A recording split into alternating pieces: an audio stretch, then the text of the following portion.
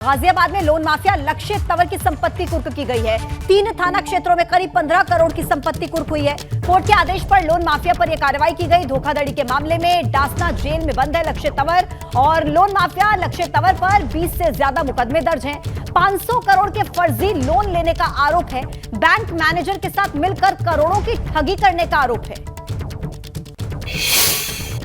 गाजियाबाद में 500 करोड़ रुपए का लोन माफिया जिसका नाम लक्षित तंवर अभी जेल में है और लक्षित तंवर की आज 6 संपत्तियों को कुर्क किया जा रहा है जिसकी कीमत 15 करोड़ रुपए है। हम इस समय अभी एक संपत्ति के बाहर हैं। ये मकान है लक्षित तंवर का जहां पर संपत्ति कुर्क सूचना का बोर्ड लगा दिया गया है। आज से ये संपत्ति सरकार की हुई। लोन माफिया लक्षित तंवर की संपत्ति को दिनांक 19/4/2023 को समय 12 बजे कुर्क करने के संबंध में सभी आम जनता को सूचित किया जाता है। यानी कि अब जो ये संपत्ति है, इस संपत्ति पर लक्षित तंवर का कब्जा नहीं है, अब इस पर कब्जा है सरकार का और कब्जा है इस पर पुलिस का। इसके लिए यहाँ पर बाकायदा मनादी की गई है, यहाँ पर ढोल नगाड़ों के साथ, ताकि और कोई जो फर्जीवाड़ा करता है या कोई भी माफिया है उसके कानों में ये आवाज़ जाए और वो आगे से कुछ भी इस तरह का झोल करने की गुस्ताखी ना करे। बात करने के लिए डीसीपी निपुण अग्रवाल हमारे साथ हैं। सर, लक्षित तंवर लोन माफिया कितना फर्जीवाड़ा किया उसने? देखिए, लक्षित तंवर जो लोन माफिया है इसने 500 करोड़ से ज़्यादा का यहाँ पे लोन फ्रॉड करा है और उसके बाद हमने इसकी अरेस्टिंग करके इसके पूरे गैंग मेंबर्स को पकड़ के गैंगस्टर बनाया था जिसमें 12 हमने अभियुक्त बनाए थे और उसके तहत ही हम 14 की कार्रवाई करके इनकी संपत्ति कुर्की कर रहे हैं। गाजियाबाद से एबीपी गंगा के लिए मैं शक्ति।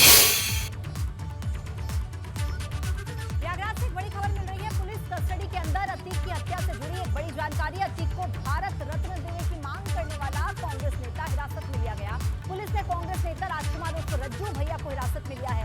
कांग्रेस के पार्षद प्रत्याशी राजकुमार ने अतीक को शहीद बताया था। कांग्रेस उम्मीदवार ने अतीक अहमद को भारत रत्न देने की मांग की थी। अतीक अहमद की शहादत हुई है ऐसा कहना है राजकुमार उर्फ रज्जू भैया का, जो कि कांग्रेस से पार्षद पद के प्रत्याशी हैं और उन्हें हिरासत में लिया गया है। तो देखिए, ये एक अजीबोगरीब बयान सामने आया है कांग्रेस नेता का। राजकुमार उर्फ रज्जू भैया नाम है, कांग्रेस से पार्षद पद के प्रत्याशी हैं। इनका कहना है कि अतीक की शहादत हुई है, भारत रत्न मिलना चाहिए। मैं कांग्रेस के वार्ड नंबर 43 से पार्षद प्रत्याशी हूं और मैं ये मांग करता हूं कि अतीक अहमद को भारत रत्न दिया जाए। और क्योंकि जनप्रतिनिधि थे वो शहीद हुए हैं, उनको शहीद का दर्जा दिया जाना चाहिए और अतीक अहमद को शहीद का दर्जा दिया जाना चाहिए। बड़ी खबर है निकाय चुनाव से जुड़ी। बलरामपुर में सपा प्रत्याशी का नामांकन खारिज कर दिया गया है। उतरौला नगरपालिका से सपा प्रत्याशी डॉक्टर हिना कौसर का पर्चा खारिज हो चुका है। हिना ने नगरपालिका अध्यक्ष पद के लिए दाखिल किया था नामांकन। सरकारी संविदा डॉक्टर होने के नाते उनके पर्चे पर आपत्ति थी और निरीक्षण जब हुआ उसके बाद एसडीएम ने डॉक्टर हिना कौसर का पर्चा खारिज कर दिया। बलरामपुर जिले के उतरौला नगरपालिका का यह मामला है जहां एक पर्चा खारिज किया गया सपा प्रत्याशी और इन्होंने नामांकन दाखिल किया था, लेकिन ये पर्चा खारिज कर दिया गया है। सरकारी संविदा डॉक्टर होने के चलते ये पर्चा खारिज हुआ है। डॉक्टर हिना कौसर नाम है, निरीक्षण हुआ और उसके बाद एसडीएम ने इनका पर्चा खारिज कर दिया। तो सपा से नामांकन दाखिल किया था लेकिन सपा प्रत्याशी का ये नामांकन खारिज कर दिया गया। तस्वीर आपको दिखा रहे डॉक्टर हिना कौसर हैं, ये सपा की प्रत्याशी। उतरौला नगरपालिका का ये मामला है। नगरपालिका अध्यक्ष पद के लिए नामांकन दाखिल किया था डॉक्टर हिना ने, लेकिन सरकारी संविदा डॉक्टर होने के चलते ये पर्चा खारिज हो चुका है।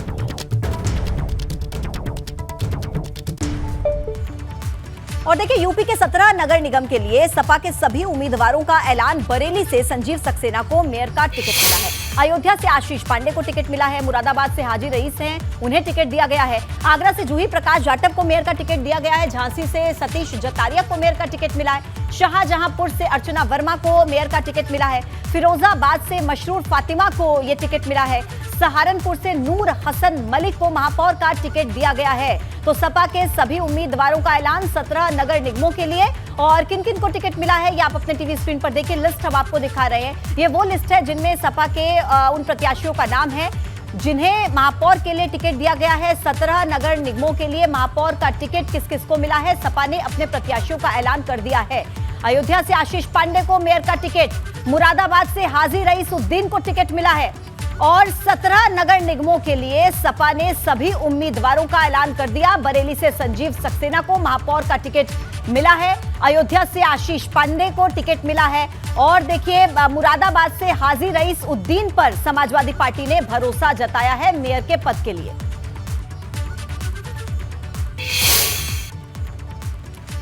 और देखिए आगरा में नगर निकाय चुनाव में टिकट बंटवारे के बाद जबरदस्त बगावत का दौर शुरू हो चुका है। शहर के 100 वार्ड है और 100 में से 10 से ज्यादा वार्ड्स पर टिकट नहीं मिलने से अपने ही बेगाने हो चले हैं। निर्दलीय ताल ठोक दिया। अब ऐसे में भाजपा के बागी ही कहीं बीजेपी का खेलना बिगाड़ दे, बड़ा सवाल। इस बात की चर्चा सियासी गलियारे में अब जोर पकड़ने लगी है।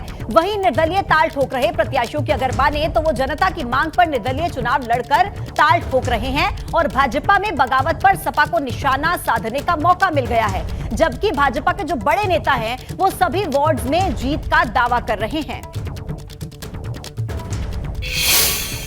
देखिए जनता, मैंने बीजेपी से बगावत की अलग बात है, जनता मुझे चुनाव लड़ा रही है ये बात सब जानते हैं। क्योंकि मैं कोई क्षेत्र में नया नहीं हूँ, मैं लगातार क्षेत्र में 15 वर्ष से काम कर रहा हूँ। पार्टी के लिए भी मैंने काफ़ी काम किया है, लेकिन एक ऐसे आदमी को टिकट देना जो जनता इसके साथ नहीं थी। क्योंकि पिछली बार मैं चुनाव लड़ा था, मुझे 2200 वोट निर्दलीय के रूप में दिए थे।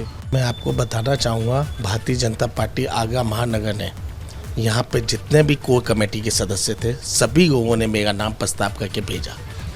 किन कारणवश वहाँ से नाम कटा मुझे नहीं जानकारी है।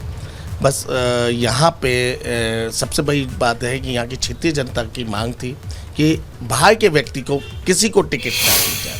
ऐसा है, आज नामांकन कल ख़त्म हो गया। आज जो नामांकन हुए थे उनकी जांच हुई है और जांच के पश्चात ये पहली बैठक भारतीय जनता पार्टी के जो मेयर प्रत्याशी हैं हेमलता दिवाकर जी और जो वार्ड के जो प्रत्याशी हैं पार्षद के, उनकी आज परिचयात्मक की बैठक थी और उसमें चुनाव किस जीता जाए, क्या उनके करना है, वो यहाँ से हम लोगों से दिशा निर्देश हमने उनको दिए हैं। देखिए बीजेपी अब कहेंगे ना, जैसे कि अब कहते हैं वैसे गुंडा है, बदमाश है, आतंकवादी है, और जैसे ही वो बीजेपी में शामिल हो जाता है तो गंगा नहा लेता है। इसी तरीके से इन चुनाव में भी बीजेपी ने धन बल, बाहुबल सभी लोगों को और जो कर्मठ कार्यकर्ता हैं उनको निराश कर कर जो धन बल बाहुबल है उनको टिकट देने का काम किया है, चाहे कुछ पैसे से किया है चाहे कुछ किया। और इस पर जनता समझ चुकी है कि बीजेपी कोई दूध की धुली नहीं है। बीजेपी गंद को किसी को भी शामिल करती है, चाहे वो बाहुबल हो चाहे वो धन बल हो।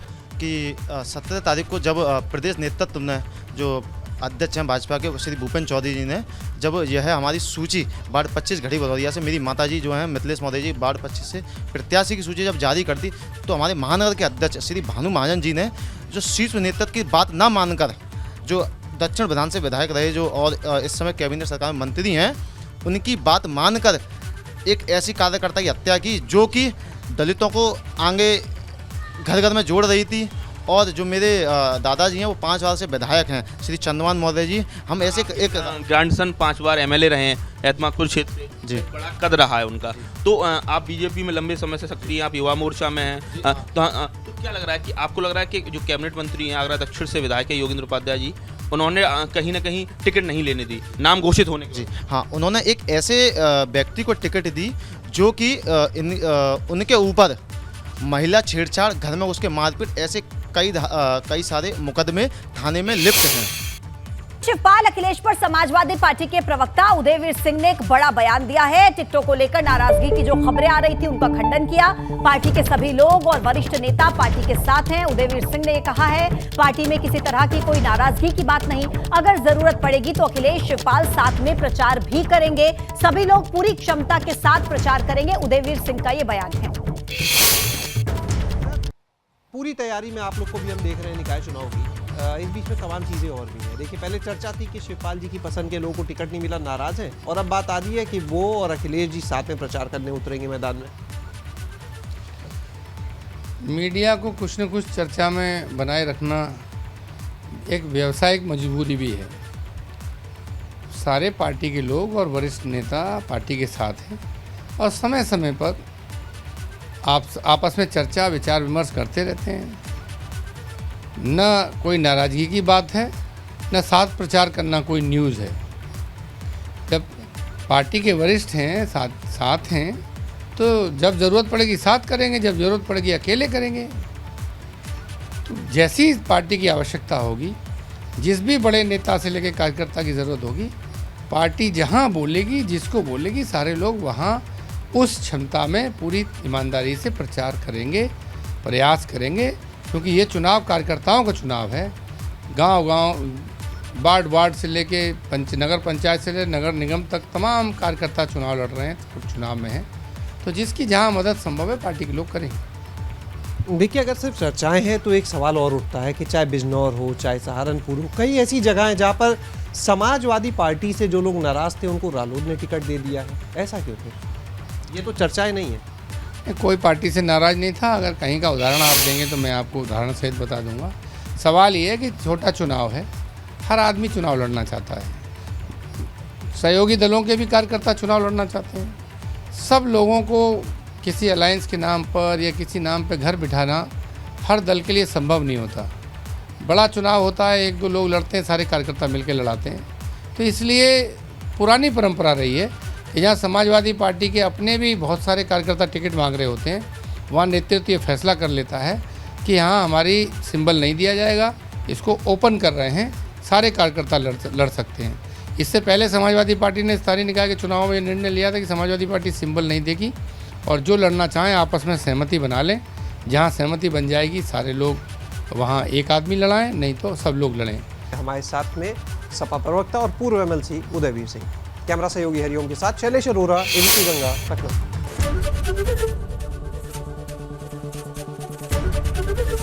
एबीपी गंगा, खबर आपकी, जुबान आपकी।